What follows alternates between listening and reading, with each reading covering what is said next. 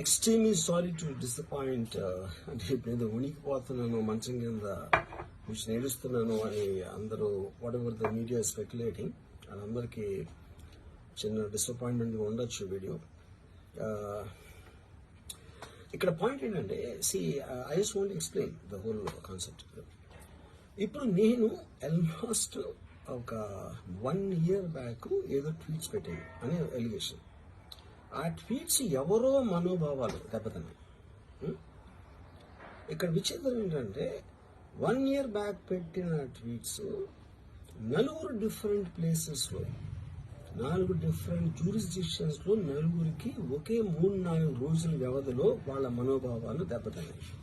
వాళ్ళు ఆ పరంగా కంప్లైంట్ ఇవ్వడం, కేసులు పెట్టడం జరిగింది. ఇక్కడ పాయింట్ 1, ఎవరి మీద అయితే నేను పెట్టానని వాళ్ళు చెప్తున్నారో వాళ్ళకి లేదు, ఎవరో థర్డ్ పార్టీ, అసలు సంబంధం లేనివాడు.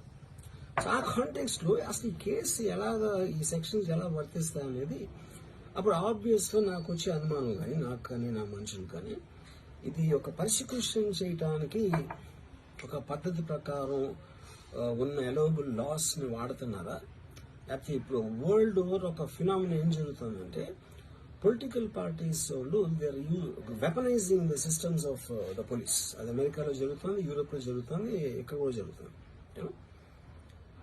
అప్పుడు నేను ఏ ఒక్క వ్యక్తిని, ఒక పోలీస్ ఆఫీసర్ని కానీ, ఒక పొలిటికల్ పర్సన్ కానీ నేను బ్లేమ్ చేయట్లేదు.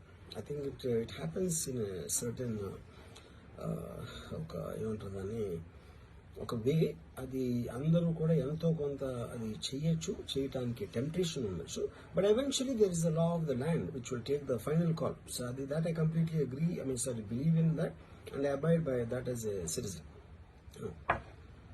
సో ఇప్పుడు ఇక్కడ జరిగింది ఏంటి, నాకు ఒక నోటీస్ వచ్చింది, నేను ఒక రిప్లై ఇచ్చాను, ఫలానా చోట ఫలానా తారీఖు నేను వస్తాను.